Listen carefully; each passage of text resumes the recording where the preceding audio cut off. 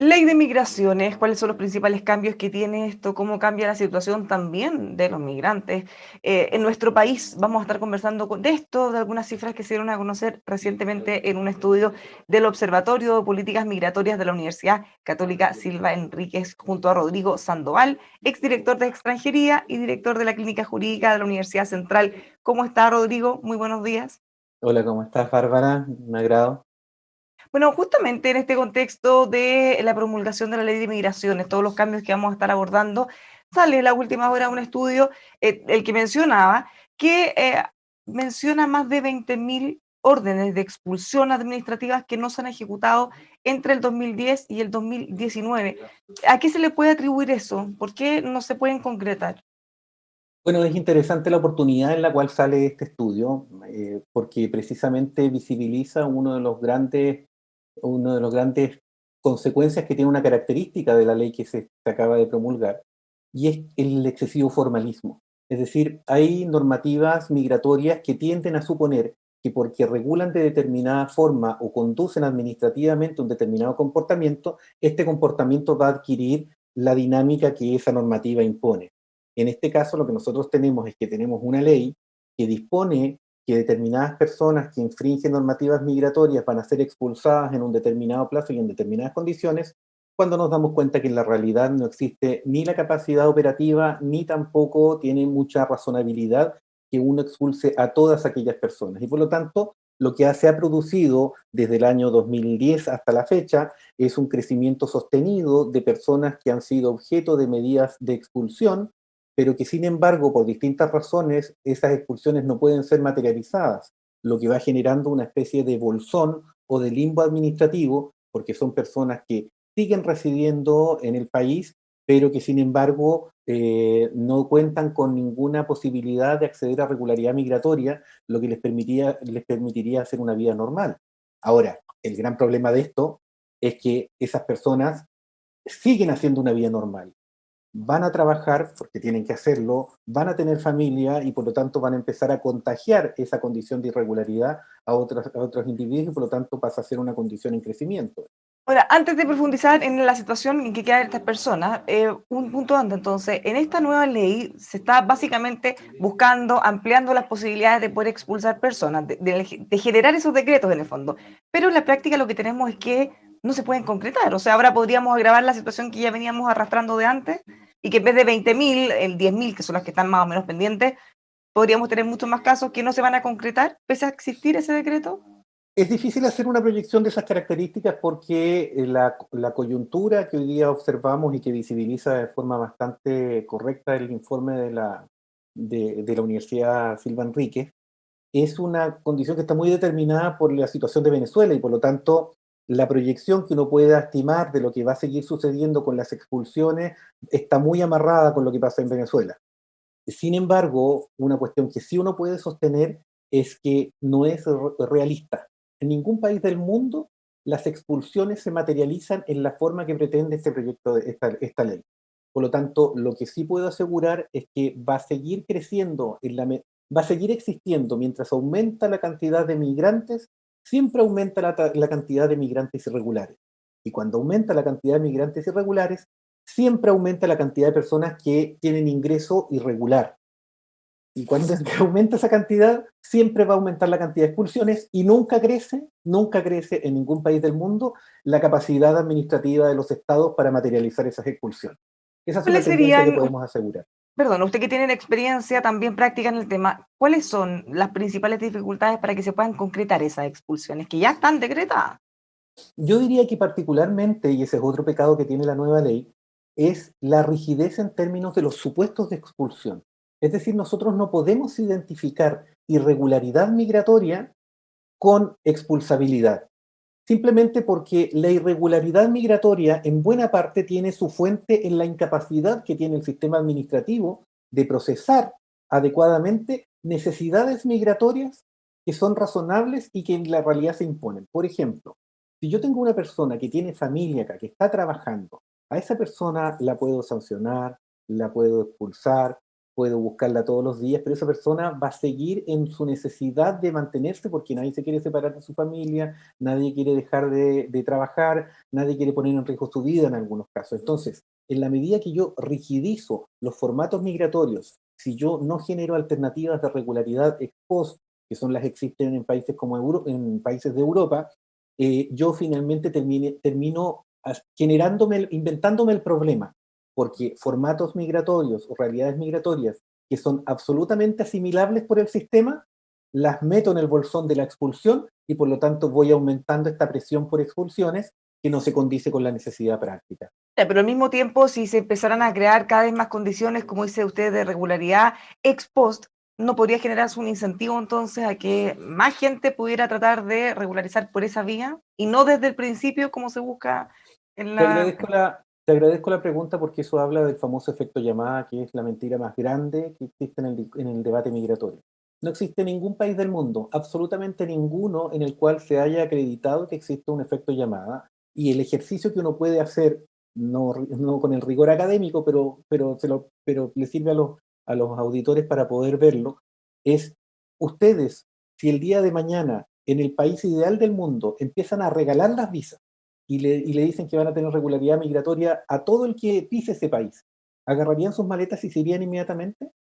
La verdad Bueno, es que dependería mucho de cuál es el país, pues, evidentemente. claro, claro, y por lo tanto no es la regularidad migratoria o la expectativa de regularidad migratoria lo que define el interés de las personas para ir a sus países. Por lo tanto, en ningún país del mundo ha sucedido que una determinada oportunidad de regularizar significa un efecto llamada. El efecto llamada, por lo demás, es una expresión que existe en España y en España se demuestra, se creó en España y ahí está absolutamente demostrado que las distintas medidas que se han tenido para poder hacerse cargo de la irregularidad migratoria como la regularidad por arraigo, no han tenido un impacto en las decisiones migratorias, pero de ningún modo, todo lo contrario. Le preguntaba que depende del país, porque si Estados Unidos, por ejemplo, que es un país en general muy cotizado por los migrantes, mucha gente quiere todavía ir ahí. Si es que se hiciera un llamado de este estilo, lo más probable es que sí se generaría un movimiento importante.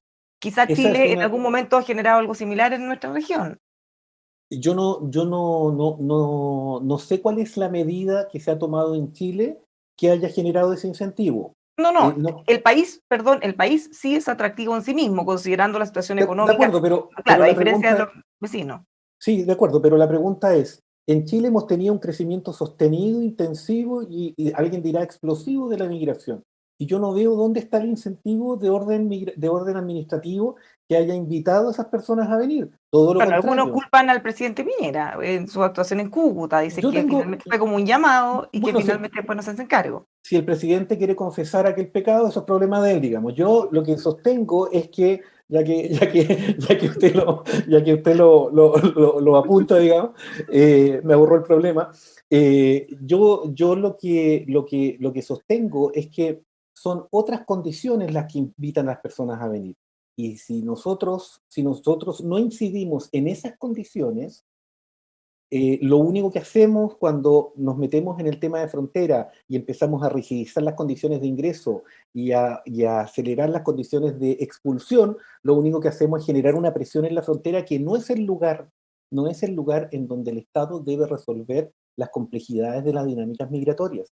Los problemas hoy día, y esto también tiene que ver con la nueva ley, los problemas que la migración genera para el Estado, las complejidades que genera para el Estado, no están en la frontera. Las complejidades están en el territorio, en los gobiernos locales, en las comunas, en las calles. Y por lo tanto, ahí es donde uno tiene que incidir para que la migración no signifiquen externalidades difíciles de asumir por el Estado. Pero si nosotros generamos la tensión en la frontera, estamos llevando toda la actividad del Estado al lugar en donde menos actividad, menos incidencia se puede tener. Solamente un ejemplo. En la historia de la actual ley, y yo diría en la historia de Chile, nunca ha habido tanta capacidad del Estado para controlar quién entra y quién sale de un país. Nunca ha sido tan posible para el Estado regular quién materialmente ingresa al país. Sin embargo, nunca en la historia de Chile ha habido tanta irregularidad como en los últimos 2 años. Y eso demuestra cómo no es un problema de frontera, sino que simplemente es un tema de gestión y de incentivo. O sea, por lo que entiendo entonces en fácil, por lo que usted dice, la gente, los migrantes van a ir a un país, independiente de su sistema, independiente de la legislación, independiente si pueden o no, si es que hay una necesidad, si hay una crisis y si un país es más atractivo, van a ir de todas maneras. A ver, yo soy malo y a mí no me gusta la expresión experto migratorio simplemente porque yo creo que la migración siempre es distinta y tiene muy pocas constantes. Las dinámicas migratorias siempre varían según un lugar a otro, por eso que es absurdo cuando se habla aquí aplicar el modelo de Canadá, de Nueva Zelanda, de Australia, de Europa, en fin. Lo que quiero decir con esto es que pero hay una excepción a ese juicio que yo le hago. Hay una constante que siempre tiene la migración, y es que el ejercicio migratorio es anterior al Estado.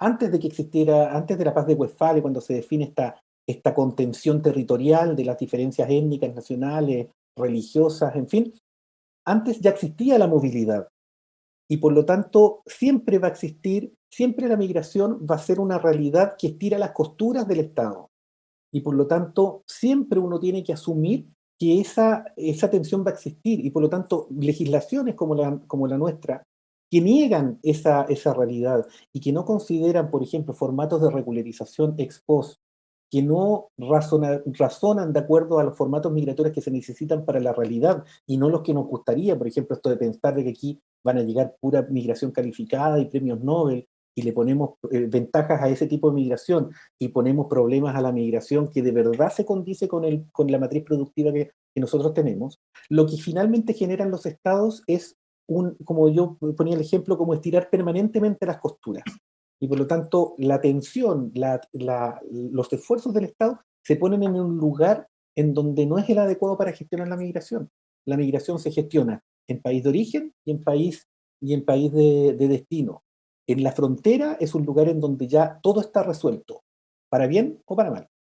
Bueno, justamente en este estudio que estábamos comentando, otra de las cosas preocupantes que señalan es que cerca de 10.000 personas viven en este estado de expulsados residentes, ellos lo afirman. Gente que hay decretos de expulsión en su contra, pero que siguen viviendo en nuestro país. ¿Qué implica la práctica? ¿Cómo viven ellos y cuáles son sus problemas cotidianos? Bueno, el estudio es muy interesante, el estudio, y esto hay que destacar el trabajo que se está haciendo en la Universidad Cardenal Silva Enríquez, tanto con el académico Luis Taller como la profesora Stank. Lo que ellos visibilizan de forma bastante evidente es algo que hace mucho rato se viene acusando en la academia, y es precisamente el nivel de extrema precarización administrativa en el que quedan aquellas personas que están en un verdadero limbo. Insisto, son personas que ni aun si quisieran pueden irse del país porque están con una medida expulsiva pendiente y por lo tanto están amarradas dentro del país. ¿Cómo no, Pero por perdón, cómo otro, no se pueden ir? no se pueden ir porque están con una orden de expulsión. Una vez que ya se decreta una orden de expulsión, esa persona no se puede ir por su propia voluntad. La única forma en la cual se puede ir, según la actual legislación, es acompañada de dos efectivos de la policía que lo llevan en un avión o lo dejan en la frontera. Esa persona Pero está perdón, amarrada. ¿cuál es la lógica de esa norma? Porque si el objetivo es que esa persona salga del país y se le hace más difícil, Eso entonces no se entiende. Porque vuelvo a lo mismo. Es bueno que te impresione, porque precisamente ahí es donde uno ve el voluntarismo y el formalismo que tienen las legislaciones. Porque ¿qué es de qué supuesto parte la legislación? Recordemos que esta legislación todavía vigente data del año 75, año en el cual la cantidad de personas que habían aquí, que eran del extranjero, eran muy pocas. Y por lo tanto, ellos asumían que era muy fácil encontrar a todos los infractores, que por lo demás todos los infractores eran dignos de expulsión, y por lo tanto era muy fácil materializar las expulsiones. Sin embargo, hoy día, cuando tú tienes la cantidad de personas que están con decretos de expulsión, te das cuenta que no existe ni la capacidad operativa de la PDI para encontrarlos cuando no están habidos, ni tampoco la capacidad financiera de poder pagar un pasaje en avión para poder llevárselos a destinos cuando no son fronterizos, porque ahí, entre paréntesis, ahí hay una diferencia que se nota en el estudio, en que es mucho mayor la cantidad de expulsiones materializadas de países limítrofes que la de países no limítrofes, simplemente porque la materialidad de la expulsión tiene que ver con acuerdos con las otras policías en las cuales tú los entregas en frontera. Aún Ya, pero así, estas personas que no pueden salir porque tienen esa orden pendiente podrían contactarse con las autoridades eventualmente y hacerlo en forma regular. Existe una posibilidad, pero es una posibilidad que requiere una gestión que es más bien darle un poco la vuelta a la norma. Se hace, yo en mi caso la hice más de alguna vez, porque claro, uno también, yo por lo menos en lo que a mí me tocaba, yo soy de la idea de que esta capacidad discrecional que entrega la normativa migratoria, que muchas veces se ocupaba para complicar las condiciones de vida de los migrantes, yo también la trataba de ocupar para darle razonabilidad al trato del Estado con el migrante. Entonces, si viene una persona acá que está con una orden de expulsión pendiente, te dice que se quiere ir, bueno, se pueden hacer algunos arreglos administrativos en determinados casos para que todo funcione como que te están llevando a la fuerza, digamos. Pero Y en eso la es una práctica, excepción. perdón, ¿qué implica para una persona que está con esa condición seguir La viviendo en el precariedad país? más absoluta y el peor negocio para ellos y para la sociedad de destino, para nosotros. ¿Por qué? Porque una persona que está en esta situación es una persona que para empezar no puede identificarse, no tiene carnet de identidad. Todos sabemos en Chile que todo lo que hacemos en nuestra vida civil está condicionada a la identificación de nuestra cédula nacional de identidad. Además, yo te pregunto, si viene una persona, una mujer, y tú estás buscando a alguien que cuida a tu hijo, y viene esa persona, tú le pides las referencias, le pides su cédula de identidad, pero si esa persona te dice, mire, en realidad yo estoy con una expulsión, tú no la vas a contratar en ningún caso. Lo mismo pasa en una construcción, lo mismo pasa en cualquier lugar. Por lo tanto, son personas que entran en un limbo de la irregularidad. Y eso significa que los lugares en donde pueden trabajar son todos aquellos lugares en los cuales existe lo que se llama la economía sumergida. Es el peor negocio. ¿Por qué? Porque esas personas, como están desesperadas, como no tienen capacidad para competir en el mercado laboral, empiezan a traducir en precio, en salario, en expectativa salarial, su realidad. Y eso significa que terminan cobrando menos. Como Ya, o cobran sea, ahí menos, vemos trabajos informales y eventualmente y, abusos laborales, como si ya se han descubierto y en muchos casos. ocupemos el argumento más egoísta de los chilenos. Y eso significa que tienes a una persona dispuesta a hacer el mismo trabajo por mucho menos dinero, por menos obligaciones para el empleador y por lo tanto baja el nivel remuneracional.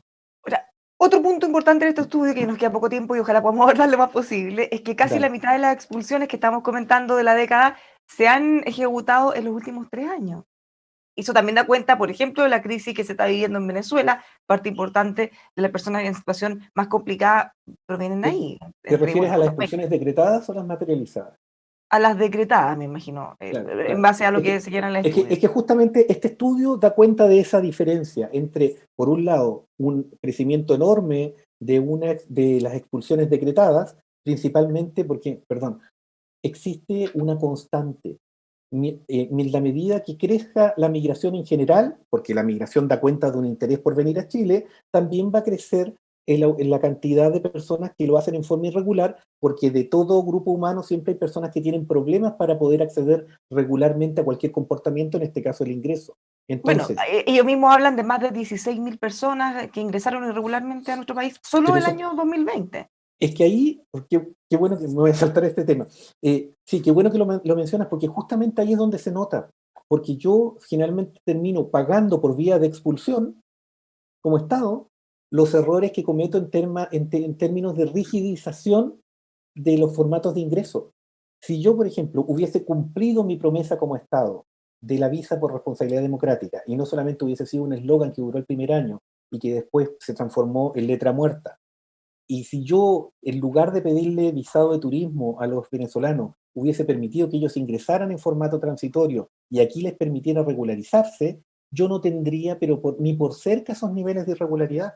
Si tú conversas con esas personas, porque también hay que hacer ese ejercicio, hay que hablar con las personas que están ingresando en forma irregular. Y cuando uno conversa con ellos, para empezar se encuentra con muchos profesionales, personas que tienen una vida absolutamente distinta a la que uno se imaginaría, la propia de la marginalidad, y que son personas que en un nivel de desesperación, con un incentivo que tú bien señalaste, de que Chile los llamó para que vinieran, tratan de ingresar, trataron de hacerlo regularmente. La gran mayoría de las personas con las que yo he hablado, todas trataron de obtener la visa por la visa de responsabilidad democrática.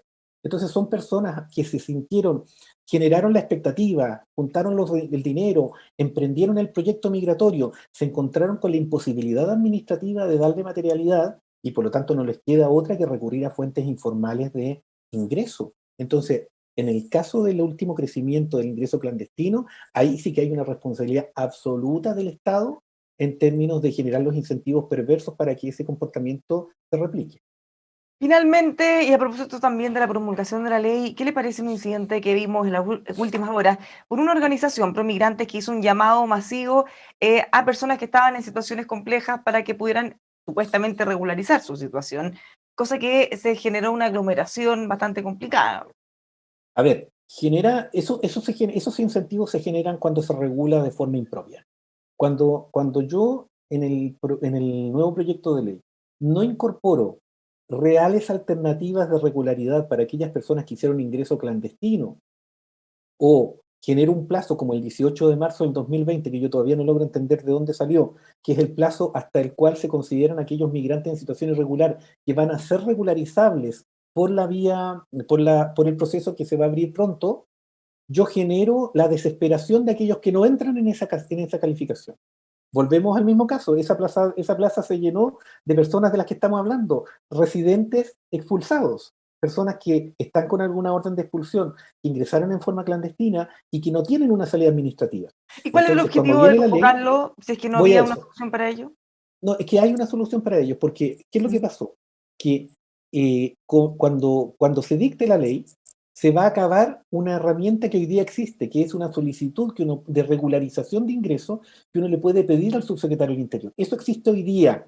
Y por lo tanto, el anuncio, de lo que yo entendí, el anuncio que se hizo fue las personas que no van a calificar para esas regularizaciones que te da la ley, vengan acá porque yo les voy a ayudar a presentar las solicitudes antes que ese plazo se acabe, que es cuando salga el reglamento de la ley. Entonces ahí se produce el desorden que al final confluyen todos los incentivos. También hay una desprolijidad ahí de la entidad que convocó a esto, pero lo que quiero decir es que esto sucede precisamente cuando los procesos migratorios, los procesos administrativos se hacen con desorden, se hacen sin dar alternativas. Aquí se le dijo muchas veces, con esto termino, se le dijo muchas veces al gobierno que era necesario generar algún mecanismo de regularización ex post. En España, cuando tú demuestras que has estado 3 años trabajando, que has estado 3 años sin cometer ninguna infracción penal y que tienes alguna otra clase de arraigo, de hecho se llama regularización por arraigo, tú puedes acceder a la visa. Y puedes acceder a la visa porque esa persona demostró que le ganó el sistema, que de verdad era una persona que valía la pena recibir acá. Se les insistió al gobierno en tener eso, y cuando no se genera eso, están estos incentivos porque la gente busca cualquier alternativa para poder superar su problema. Muchas gracias, Rodrigo, por haber conversado con nosotros. Pues bien compleja la situación en la que estamos. Muy compleja y requiere también análisis más extensos, más multidimensionales, más diálogo. Aquí existe mucho voluntarismo en términos de los distintos actores y también mucha trinchera entre los buenistas y los malistas. Finalmente aquí no se llega a consenso respecto a lo que hay que hacer.